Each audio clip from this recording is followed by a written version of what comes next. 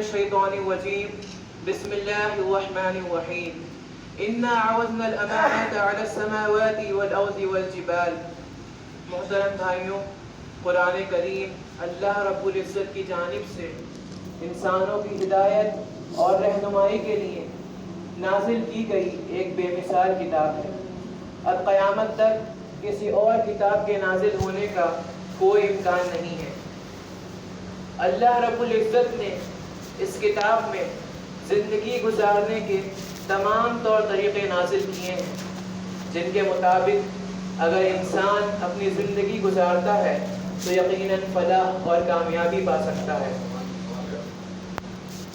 اللہ کا بہت کرم ہے کہ ہم اس قرآن کریم کو پڑھ رہے ہیں، ورنہ حقیقت تو یہ ہے کہ یہ کلام اتنا عظمت والا ہے کہ ہماری ناپاک زبانیں اس لائق نہیں۔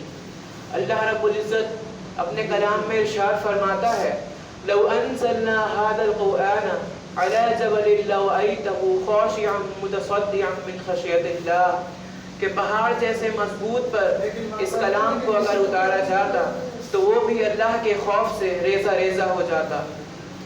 اگر ہم اور آپ اس کلام کو، اس قرآن کریم کو پڑھ رہے ہیں تو یہ اللہ رب العزت کا بہت بڑا احسان ہے۔ جس شخص کو قرآن جیسی دولت حاصل ہے وہ اس کائنات کا، وہ اس دنیا کا خوش نصیب ترین انسان ہے۔ یہ مقدس کتاب رمضان المبارک کے مہینے میں نازل کی گئی، اسی لیے اس مہینے میں روزے رکھنے کی بہت زیادہ فضیلت ہے۔ اللہ تعالیٰ فرماتا ہے کہ روزہ میرے لیے ہے اور میں اس کا اجر دوں گا۔ اگر ہم اور آپ ایمان اور خلوص کے ساتھ روزے رکھتے ہیں اور ہر برائی سے بچنے کی کوشش کرتے ہیں، جیسے لڑائی جھگڑا، گالی گلوچ، غیبت، چغلی، تو یقیناً ہمارے لیے بہت زیادہ اجر و ثواب ہے جس کا ہم اندازہ بھی نہیں لگا سکتے۔ پیارے نبی صلی اللہ علیہ وسلم نے ارشاد فرمایا کہ اگر روزے دار سے کوئی لڑائی جھگڑا کرے، گالی گلوچ کرے، تو بدلے میں گالی گلوچ یا لڑائی جھگڑا کر کے جواب نہیں دینا ہے، ہمیں اس سے کہنا چاہیے، روزے دار کو چاہیے کہ اس سے کہے کہ میں روزے سے ہوں۔ رمضان کے مہینے کے تقاضوں کو پورا کر کے اور اچھی طرح عبادت کر کے ہم جنت کے حقدار بن سکتے ہیں۔ ایک روایت میں، ایک حدیث پاک میں آتا ہے کہ روزے دار کے لیے ایک خاص دروازہ ہوگا جس سے وہ جنت میں داخل ہوں گے، اور اس دروازے کا نام ریان ہے۔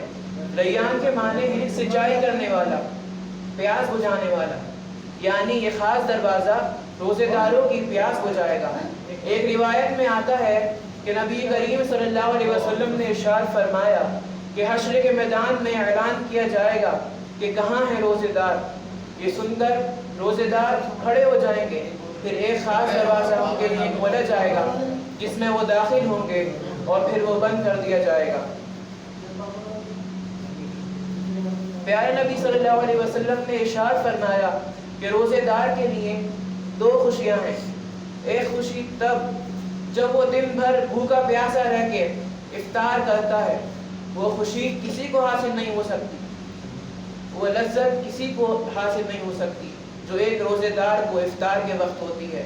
دنیا کے کسی لقمے میں وہ لذت نہیں، دنیا کے کسی پانی میں، کسی شربت میں وہ لذت نہیں جو ایک روزے دار کو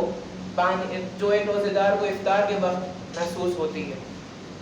جیسا کہ ہم جانتے ہیں رمضان المبارک میں 3 عشرے ہوتے ہیں، پہلا رحمت کا، دوسرا مغفرت کا، اور تیسرا دوزخ سے نجات کا، یعنی شروع کے 10 دن رحمت کے، بیچ کے 10 دن مغفرت کے، اور آخر کے 10 دن دوزخ سے نجات کے۔ الحمدللہ رحمت کا عشرہ مکمل ہو گیا، مغفرت کا عشرہ چل رہا ہے، اور ان قریب دوزخ سے نجات کا عشرہ آنے والا ہے۔ یہ تیسرا عشرہ بہت اہم ہے۔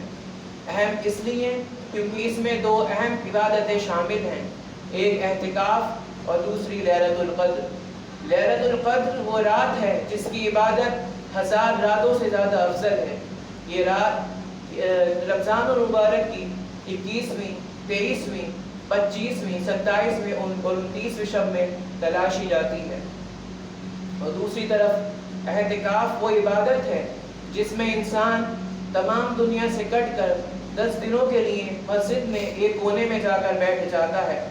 اعتکاف دنیا کی سرگرمیوں کو کچھ دن کے لیے چھوڑ کر اپنے اندر کی دنیا کا سفر ہے۔ اعتکاف اپنے آپ سے اور اپنے رب سے ملاقات کرنے کا سفر ہے اور اس کے ساتھ اپنا تعلق مضبوط کرنے کا۔ ہم اپنی زندگیوں کو بہترین بنا سکتے ہیں اگر ہم رمضان المبارک کو ایک ٹریننگ کی طرح لیں تو۔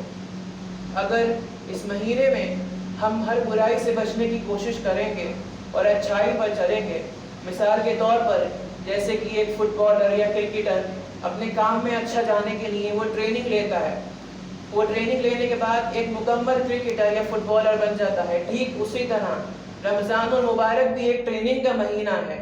ٹریننگ اپنے نفس پر قابو کی ٹریننگ، اپنے نفس کے غلامی سے آزادی کی ٹریننگ، اچھائی کے راستے پر چلنے کی ٹریننگ، برائی کو چھوڑنے کی ٹریننگ۔ اس کو اگر ہم ٹریننگ کی طرح لیں اور بقیہ مہینے بھی ایسے گزاریں کہ جیسے اس ٹریننگ کا اثر ان پر پڑ رہا ہے، تبھی اس ماہ مبارک کا اصل مطلب مانا جائے گا۔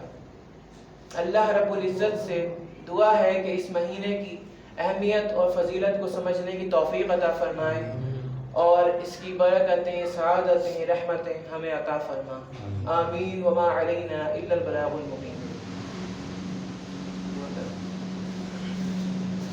الحمد للہ رب العالمین والعاقبۃ للمتقین